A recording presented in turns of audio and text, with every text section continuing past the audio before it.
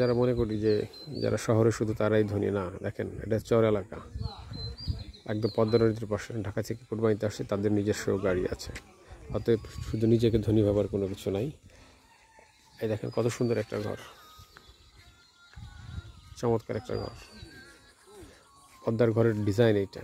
এই যে একটা ব্রিজ, কিন্তু তার মানে এই এলাকার লোক যে সব গরিব সেটা ভাবার কোনো অবকাশ নেই। এখানে অবকাশ যাপনের জন্য সুন্দর জায়গাও আছে, দেখেন, যেটা সিঁড়ি দিয়ে উঠতে হয়। অতএব চরে বাড়ি বলে মানুষকে খাটো করার কিছু নাই।